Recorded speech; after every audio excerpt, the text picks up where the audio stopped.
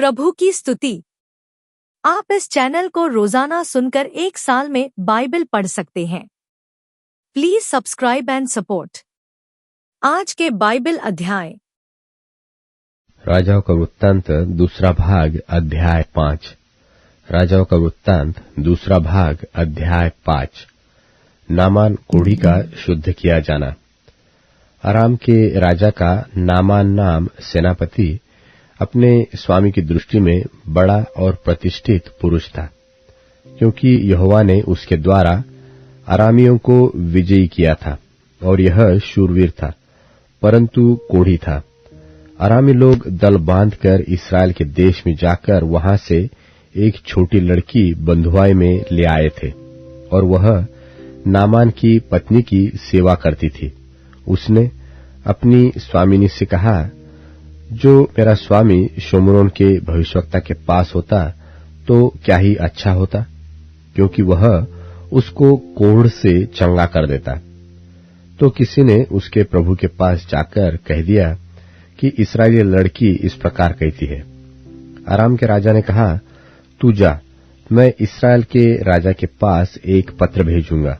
तब वह 10 किक्कार चांदी और 6000 टुकड़े सोना और 10 जोड़े कपड़े साथ लेकर रवाना हो गया, और वह इस्राएल के राजा के पास वह पत्र ले गया जिसमें यह लिखा था कि जब यह पत्र तुझे मिले तब जानना कि मैंने नामान नाम अपने एक कर्मचारी को तेरे पास इसलिए भेजा है कि तू उसका कोढ़ दूर कर दे। इस पत्र के पढ़ने पर इस्राएल का राजा अपने वस्त्र फाड़ कर बोला, क्या मैं मारने वाला और जिलाने वाला परमेश्वर हूं कि उस पुरुष ने मेरे पास किसी को इसलिए भेजा है कि मैं उसका कोढ़ दूर करूं? सोच विचार तो करो, वह मुझसे झगड़े का कारण ढूंढता होगा। यह सुनकर कि इस्राएल के राजा ने अपने वस्त्र फाड़े हैं, परमेश्वर के भक्त एलीशा ने राजा के पास कहला भेजा, तूने क्यों अपने वस्त्र फाड़े हैं? वह मेरे पास आए, तब जान लेगा कि इस्राएल में भविष्यवक्ता तो है। तब नामान घोड़ों और रथों समेत एलीशा के द्वार पर आकर खड़ा हुआ। तब एलीशा ने एक दूत से उसके पास यह कहला भेजा कि तू जाकर यरदन में 7 बार डुबकी मार, तब तेरा शरीर जो का त्यों हो जाएगा और तू शुद्ध होगा। परंतु नामान क्रोधित हो यह कहता हुआ चला गया कि मैंने तो सोचा था कि अवश्य वह मेरे पास बाहर आएगा और खड़ा होकर अपने परमेश्वर यहोवा से प्रार्थना करके कोढ़ के स्थान पर अपना हाथ फेरकर कोढ़ को दूर करेगा। क्या दमिश्क की अबाना और परपर नदियां इस्राएल के सब जलाशयों से उत्तम नहीं है? क्या मैं उनमें स्नान करके शुद्ध नहीं हो सकता हूं? इसलिए वह जलजलाहट से भरा हुआ लौटकर चला गया।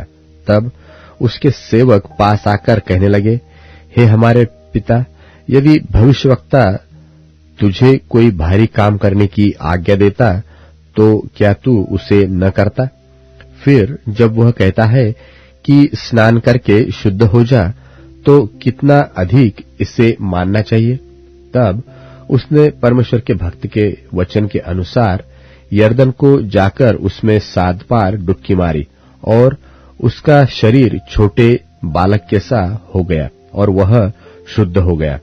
तब वह अपने सब दल बल समेत परमेश्वर के भक्त के यहाँ लौट आया और उसके सन्मुख खड़ा होकर कहने लगा, सुन, अब मैंने जान लिया है कि समस्त पृथ्वी में इस्राएल को छोड़ और कहीं परमेश्वर नहीं है, इसलिए अब अपने दास की भेंट ग्रहण कर।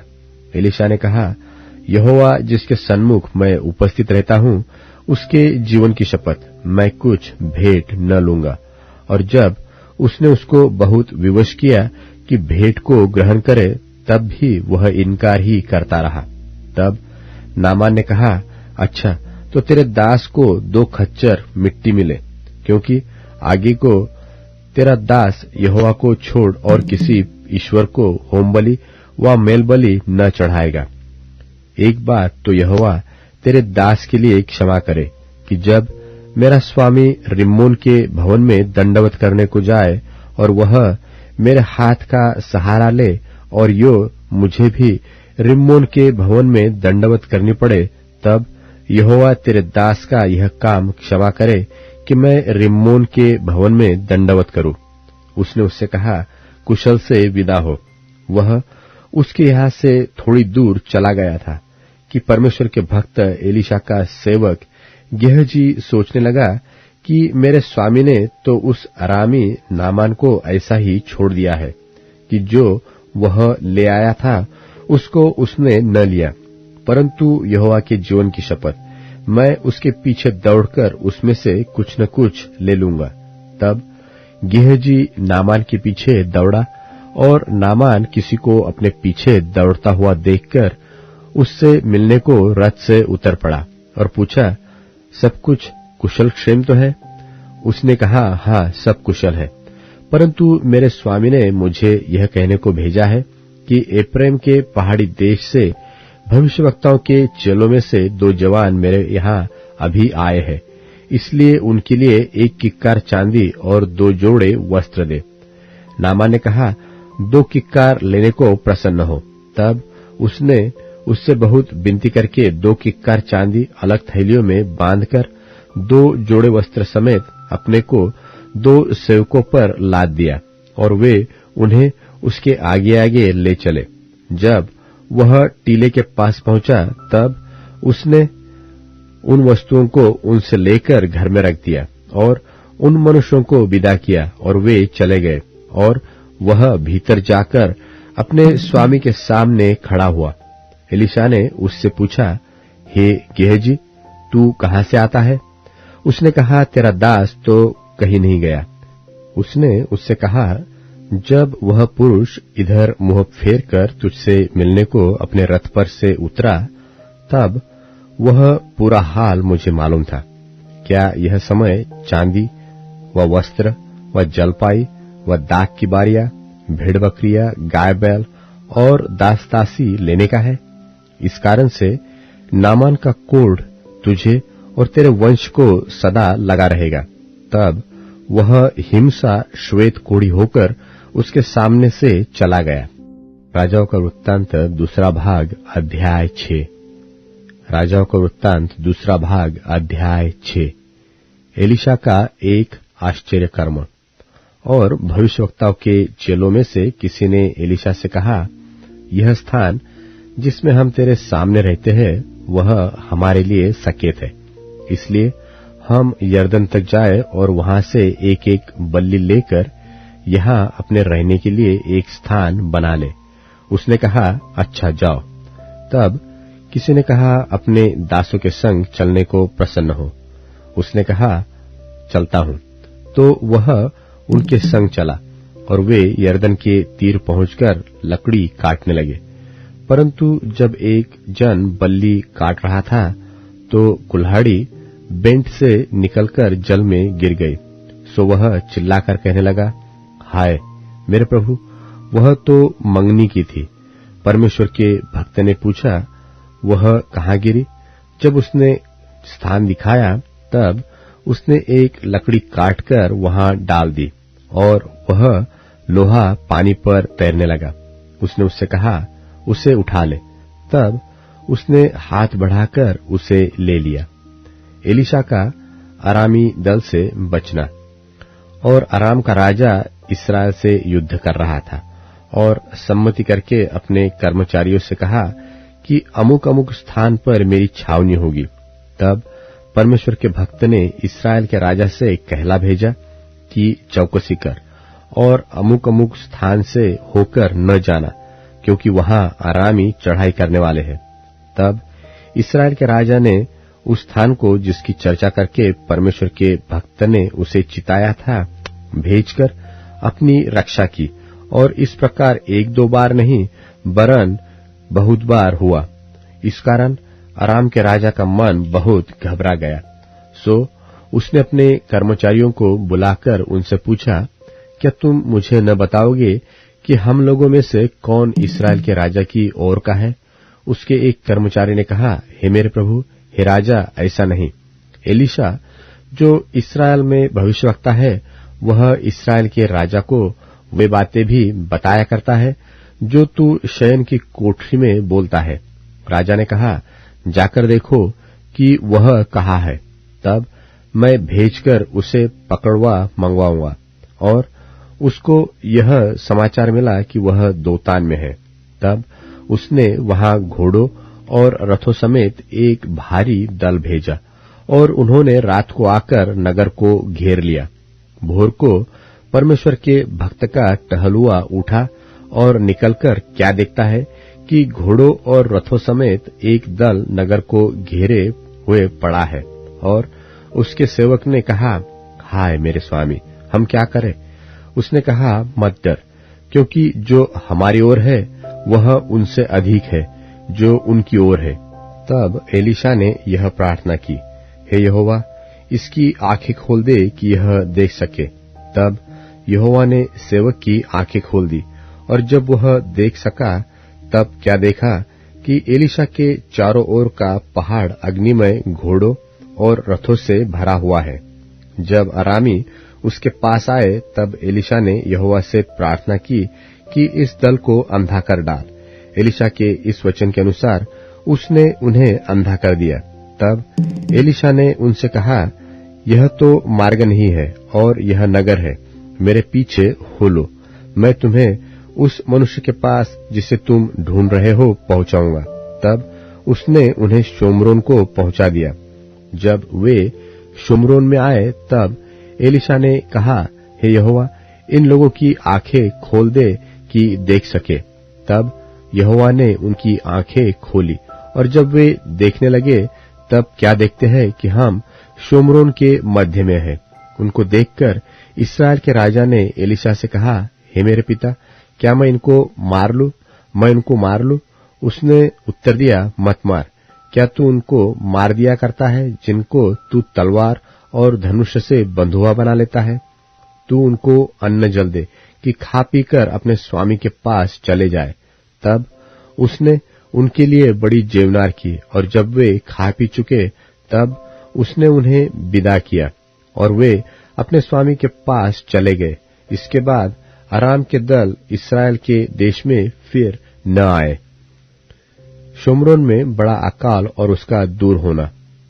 परंतु इसके बाद अराम के राजा बेनदद ने अपनी समस्त सेना इकट्ठी करके शोम्रोन पर चढ़ाई कर दी और उसको घेर लिया। तब शोम्रोन में बड़ा अकाल पड़ा और वह ऐसा घिरा रहा कि अंत में एक गधे का सिर चांदी के 80 टुकड़ों में और कब की चौथाई भर कबूतर की बीट 5 टुकड़े चांदी तक बिकने लगी। और इस्राएल का राजा शहर पनाह पर टहल रहा था कि एक स्त्री ने पुकार के उससे कहा, हे प्रभु, हे राजा, बचा। उसने कहा, यदि यहोवा तुझे न बचाए तो मैं कहां से तुझे बचाऊंगा? क्या खलिहान में से व दाख रख के कुंड में से? फिर राजा ने उससे पूछा, तुझे क्या हुआ? उसने उत्तर दिया, स्त्री ने मुझसे कहा था कि मुझे अपना बेटा दे कि हम आज उसे खा ले, फिर कल मैं अपना बेटा दूंगी और हम उसे भी खाएंगी। तब मेरे बेटे को पकाकर हमने खा लिया। फिर दूसरे दिन जब मैंने इससे कहा कि अपना बेटा दे कि हम उसे खा ले, तब इसने अपने बेटे को छिपा रखा। उस स्त्री की ये बातें सुनते ही राजा ने अपने वस्त्र फाड़े। वह तो शहर पनाह पर टहल रहा था। जब लोगों ने देखा तब उनको यह देख पड़ा कि वह भीतर अपनी देह पर टाट पहने है। तब वह बोल उठा, यदि मैं शापात के पुत्र एलीशा का सिर आज उसके धड़ पर रहने दूं, तो परमेश्वर मेरे साथ ऐसा ही वरन इससे भी अधिक करे। एलीशा अपने घर में बैठा हुआ था और पुरनिये भी उसके संग बैठे थे। सो जब राजा ने अपने पास से एक जन भेजा, तब उस दूत के पहुंचने से पहले उसने पुरनियों से कहा, देखो, इस खूनी के बेटे ने किसी को मेरा सिर काटने को भेजा है। इसलिए जब वह दूत आए तब किवाड़ बंद करके रोके रहना। क्या उसके स्वामी के पांव की आहट उसके पीछे नहीं सुन पड़ती? वह उनसे यो बातें कर ही रहा था कि दूत उसके पास आ पहुंचा और राजा कहने लगा, यह विपत्ति यहोवा की ओर से है, अब मैं आगे को यहोवा की बाट क्यों जोहता रहूं? मत्ती रचित सुसमाचार 26वां अध्याय। जब यीशु ये सब बातें कह चुका तो अपने चेलों से कहने लगा, तुम जानते हो कि 2 दिन के बाद फसह का पर्व होगा और मनुष्य का पुत्र क्रूस पर चढ़ाए जाने के लिए पकड़वाया जाएगा। तब महायाजक और प्रजा के पुरनिये काइफा नाम महायाजक के आंगन में इकट्ठे हुए और आपस में विचार करने लगे कि यीशु को छल से पकड़कर मार डालें, परंतु वे कहते थे कि पर्व के समय नहीं, कहीं ऐसा न हो कि लोगों में बलवा मच जाए। जब यीशु बैतनिय्याह में शमौन कोढ़ी के घर में था तो एक स्त्री संगमरमर के पात्र में बहुमूल इत्र लेकर उसके पास आई, और जब वह भोजन करने बैठा था तो उसके सिर पर उंडेल दिया। यह देखकर उसके चेले रिसियाए और कहने लगे, इसका क्यों सत्यानाश किया गया? यह तो अच्छे दाम पर बिककर कंगालों को बांटा जा सकता था। यह जानकर यीशु ने उनसे कहा, स्त्री को क्यों सताते हो? उसने मेरे साथ भलाई की है। कंगाल तुम्हारे साथ सदा रहते हैं, परंतु मैं तुम्हारे साथ सदैव न रहूंगा। उसने मेरी देह पर जो यह इत्र उंडेला है वह मेरे गाड़े जाने के लिए किया है। मैं तुमसे सच कहता हूं कि सारे जगत में जहां कहीं यह सुसमाचार प्रचार किया जाएगा, वहां उसके इस काम का वर्णन भी उसके स्मरण में किया जाएगा। तब यहूदा इस्करियोती नाम 12 चेलों में से एक ने महायाजकों के पास जाकर कहा, यदि मैं उसे तुम्हारे हाथ पकड़वा दूं तो मुझे क्या दोगे? उन्होंने उसे 30 चांदी के सिक्के तौल कर दे दिए, और वह उसी समय से उसे पकड़वाने का अवसर ढूंढने लगा। अख़मीरी रोटी के पर्व के पहले दिन चेले यीशु के पास आकर पूछने लगे, तू कहाँ चाहता है कि हम तेरे लिए फसह खाने की तैयारी करें? उसने कहा, नगर में फुलाने के पास जाकर उससे कहो कि गुरु कहता है कि मेरा समय निकट है, मैं अपने चेलों के साथ तेरे यहां पर्व मनाऊंगा। सो चेलों ने यीशु की आज्ञा मानी और फसह तैयार किया। जब सांझ हुई तो वह 12 के साथ भोजन करने के लिए बैठा। जब वे खा रहे थे तो उसने कहा, मैं तुमसे सच कहता हूं कि तुम में से एक मुझे पकड़वाएगा। इस पर वे बहुत उदास हुए और हर एक उससे पूछने लगा, हे गुरु, क्या वह मैं हूं? उसने उत्तर दिया कि जिसने मेरे साथ थाली में हाथ डाला है वही मुझे पकड़वाएगा। मनुष्य का पुत्र तो जैसा उसके विषय में लिखा है जाता ही है, परंतु उस मनुष्य के लिए शोक है जिसके द्वारा मनुष्य का पुत्र पकड़वाया जाता है। यदि उस मनुष्य का जन्म न होता तो उसके लिए भला होता। तब उसके पकड़वाने वाले यहूदा ने कहा कि हे रब्बी, क्या वह मैं हूं? उसने उससे कहा, तू कह चुका। जब वे खा रहे थे तो यीशु ने रोटी ली और आशीष मांगकर तोड़ी और चेलों को देकर कहा, लो, खाओ, यह मेरी देह है। फिर उसने कटोरा लेकर धन्यवाद किया और उन्हें देकर कहा, तुम सब इसमें से पियो, क्योंकि यह वाचा का मेरा वह लहू है जो बहुतों के लिए पापों की क्षमा के निमित्त बहाया जाता है। मैं तुमसे कहता हूं कि दाख का यह रस उस दिन तक कभी न पीऊंगा जब तक तुम्हारे साथ अपने पिता के राज्य में नया न पीऊं। कड़क्ष नंबर। फिर वे भजन गाकर जैतून पहाड़ पर गए। तब यीशु ने उनसे कहा, तुम सब आज ही रात को मेरे विषय में ठोकर खाओगे, क्योंकि लिखा है कि मैं चरवाहे को मारूंगा और झुंड की भेड़ें तितर बितर हो जाएंगी। परंतु मैं अपने जी उठने के बाद तुमसे पहले गलील को जाऊंगा। इस पर पतरस ने उससे कहा, यदि सब तेरे विषय में ठोकर खाएं तो खाएं, परंतु मैं कभी भी ठोकर न खाऊंगा। यीशु ने उससे कहा, मैं तुझसे सच कहता हूं कि आज ही रात को मुर्गे के बांग देने से पहले तू 3 बार मुझसे मुकर जाएगा। पतरस ने उससे कहा, यदि मुझे तेरे साथ मरना भी हो तो भी मैं तुझसे कभी न मुकरूंगा। और ऐसा ही सब चेलों ने भी कहा। तब यीशु अपने चेलों के साथ गतसमनी नाम एक स्थान में आया और अपने चेलों से कहने लगा कि यहीं बैठे रहना जब तक कि मैं वहां जाकर प्रार्थना करूं। और वह पतरस और जब्दी के दोनों पुत्रों को साथ ले गया और उदास और व्याकुल होने लगा। तब उसने उनसे कहा, मेरा जी बहुत उदास है, यहां तक कि मेरे प्राण निकला चाहते हैं। तुम यहीं ठहरो और मेरे साथ जागते रहो। फिर वह थोड़ा और आगे बढ़कर मुंह के बल गिरा और यह प्रार्थना करने लगा कि हे मेरे पिता, यदि हो सके तो यह कटोरा मुझसे टल जाए, तो भी जैसा मैं चाहता हूं वैसा नहीं, परंतु जैसा तू चाहता है वैसा ही हो। फिर चेलों के पास आकर उन्हें सोते पाया और पतरस से कहा, क्या तुम मेरे साथ एक घड़ी भी न जाग सके? जागते रहो और प्रार्थना करते रहो कि तुम परीक्षा में न पड़ो। आत्मा तो तैयार है परंतु शरीर दुर्बल है। फिर उसने दूसरी बार जाकर यह प्रार्थना की कि हे मेरे पिता, यदि यह मेरे पिए बिना नहीं हट सकता तो तेरी इच्छा पूरी हो। तब उसने आकर उन्हें फिर सोते पाया, क्योंकि उनकी आंखें नींद से भरी थीं, और उन्हें छोड़कर फिर चला गया और वही बात फिर कहकर तीसरी बार प्रार्थना की। तब उसने चेलों के पास आकर उनसे कहा, अब सोते रहो और विश्राम करो। देखो घड़ी आ पहुंची है और मनुष्य का पुत्र पापियों के हाथ पकड़वाया जाता है। उठो चलें, देखो मेरा पकड़ने वाला निकट आ पहुंचा है। वह यह कह ही रहा था कि देखो यहूदा, जो 12 में से एक था, आया और उसके साथ महायाजकों और लोगों के पुरनियों की ओर से बड़ी भीड़ तलवारें और लाठियां लिए हुए आईं। उसके पकड़वाने वाले ने उन्हें यह पता दिया था कि जिसको मैं चूम लूं वही है, उसे पकड़ लेना। और तुरंत यीशु के पास आकर कहा, हे रब्बी, नमस्कार, और उसको बहुत चूमा। यीशु ने उससे कहा, हे मित्र, जिस काम के लिए तू आया है उसे कर ले। तब उन्होंने पास आकर यीशु पर हाथ डाले और उसे पकड़ लिया। और देखो, यीशु के साथियों में से एक ने हाथ बढ़ाकर अपनी तलवार खींच ली और महायाजक के दास पर चलाकर उसका कान उड़ा दिया।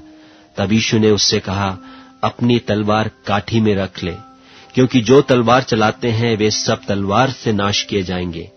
क्या तू नहीं समझता कि मैं अपने पिता से विनती कर सकता हूं और वह स्वर्गदूतों की 12 पलटन से अधिक मेरे पास अभी उपस्थित कर देगा? परंतु पवित्र शास्त्र की वे बातें कि ऐसा ही होना अवश्य है, क्यों कर पूरी होंगी। उसी घड़ी यीशु ने भीड़ से कहा, क्या तुम तलवारें और लाठियां लेकर मुझे डाकू के समान पकड़ने के लिए निकले हो? मैं हर दिन मंदिर में बैठकर उपदेश दिया करता था और तुमने मुझे नहीं पकड़ा, परंतु यह सब इसलिए हुआ कि भविष्यद्वक्ताओं के वचन पूरे हों। तब सब चेले उसे छोड़कर भाग गए। और यीशु के पकड़ने वाले उसको कायफा नाम महायाजक के पास ले गए, जहां शास्त्री और पुरनिये इकट्ठे हुए थे। और पतरस दूर से उसके पीछे पीछे महायाजक के आंगन तक गया और भीतर जाकर अंत देखने को प्यादों के साथ बैठ गया। महायाजक और सारी महासभा यीशु को मार डालने के लिए उसके विरोध में झूठी गवाही की खोज में थे, परंतु बहुत से झूठे गवाहों के आने पर भी न पाए। अंत में 2 जनों ने आकर कहा कि इसने कहा है कि मैं परमेश्वर के मंदिर को ढा सकता हूं और उसे 3 दिन में बना सकता हूं। तब महायाजक ने खड़े होकर उससे कहा, क्या तू कोई उत्तर नहीं देता? ये लोग तेरे विरोध में क्या गवाही देते हैं? परंतु यीशु चुप रहा। महायाजक ने उससे कहा, मैं तुझे जीवते परमेश्वर की शपथ देता हूं कि यदि तू परमेश्वर का पुत्र मसीह है तो हमसे कह दे। यीशु ने उससे कहा, तूने आप ही कह दिया। वरन मैं तुमसे यह भी कहता हूं कि अब से तुम मनुष्य के पुत्र को सर्वशक्तिमान की दाहिनी ओर बैठे और आकाश के बादलों पर आते देखोगे। तब महायाजक ने अपने वस्त्र फाड़कर कहा, इसने परमेश्वर की निंदा की है। अब हमें गवाहों का क्या प्रयोजन? देखो, तुमने अभी यह निंदा सुनी है, तुम क्या समझते हो? उन्होंने उत्तर दिया, यह बद होने की योग्य है। तब उन्होंने उसके मुंह पर थूका और उसे घूंसे मारे, और उन्होंने थप्पड़ मार के कहा, हे मसीह, हमसे भविष्यवाणी करके कह कि किसने तुझे मारा। और पतरस बाहर आंगन में बैठा हुआ था कि एक लौंडी ने उसके पास आकर कहा, तू भी यीशु गलीली के साथ था? उसने सबके सामने यह कहकर इनकार किया और कहा, मैं नहीं जानता। तू क्या कह रही है? जब वह बाहर डेवढ़ी में चला गया तो दूसरी ने उसे देखकर उनसे जो वहां थे कहा, यह भी तो यीशु नासरी के साथ था। उसने शपथ खाकर फिर इंकार किया कि मैं उस मनुष्य को नहीं जानता। थोड़ी देर के बाद जो वहां खड़े थे उन्होंने पतरस के पास आकर उससे कहा, सचमुच तू भी उनमें से एक है, क्योंकि तेरी बोली तेरा भेद खोल देती है। तब वह धिक्कार देने और शपथ खाने लगा कि मैं उस मनुष्य को नहीं जानता, और तुरंत मुर्ग ने बांग दी। तब पतरस को यीशु की कही हुई बात स्मरण आई कि मुर्ग के बांग देने से पहले तू 3 बार मेरा इनकार करेगा, और वह बाहर जाकर फूट फूट कर रोने लगा। नीतिवचन अध्याय 9। नीतिवचन अध्याय 9। बुद्धि ने अपना घर बनाया है और उसके सातों खंभे गढ़े हुए हैं। उसने अपने पशु वध करके अपने दाख मधु में मसाला मिलाया है और अपनी मेज लगाई है। उसने अपनी सहेलियां सबको बुलाने के लिए भेजी है। वह नगर के ऊंचे स्थानों की चोटी पर पुकारती है कि जो कोई भोला है वह मुड़कर यही आए। जो कोई निर्बुद्धि है उससे वह कहती है कि आओ मेरी रोटी खाओ और मेरे मसाला मिलाए हुए दाख मधु को पियो। भोलों का संग छोड़ो और जीवित रहो। समझ के मार्ग में सीधे चलो। जो ठट्टा करने वाले को शिक्षा देता है सो अपमानित होता है, और जो दुष्ट जन को डांटता है वह कलंकित होता है। ठट्टा करने वाले को न डांट, ऐसा न हो कि वह तुझसे बैर रखे। बुद्धिमान को डांट, वह तो तुझसे प्रेम रखेगा। बुद्धिमान को शिक्षा दे, वह अधिक बुद्धिमान होगा। धर्मी को चिता दे, वह अपनी विद्या बढ़ाएगा। यहोवा का भय मानना बुद्धि का आरंभ है, और परम पवित्र परमेश्वर को जानना ही समझ है। मेरे द्वारा तो तेरी आयु बढ़ेगी और तेरे जीवन के वर्ष अधिक होंगे। यदि तू बुद्धिमान हो तो बुद्धि का फल तू ही भोगेगा, और यदि तू ठट्टा करे तो दंड केवल तू ही भोगेगा। मूर्खता रूपी स्त्री हौरा मचाने वाली है। वह तो भोली है और कुछ नहीं जानती। वह अपने घर के द्वार में और नगर के ऊंचे स्थानों में मचिया पर बैठी हुई जो बटोही अपना अपना मार्ग पकड़े हुए सीधे चले जाते हैं, उनको यह कहकर पुकारती है कि जो कोई भोला है वह मुड़कर यही आए। जो निर्बुद्धि है उससे वह कहती है कि चोरी का पानी मीठा होता है और लुके छिपे की रोटी अच्छी लगती है, और वह नहीं जानता कि वहां मरे हुए पड़े हैं और उस स्त्री के नेवताहारी अधोलोक के निचले स्थानों में पहुंचते हैं। अब Amazon music, tune in, Spotify और YouTube म्यूजिक में उपलब्ध है। Please follow it.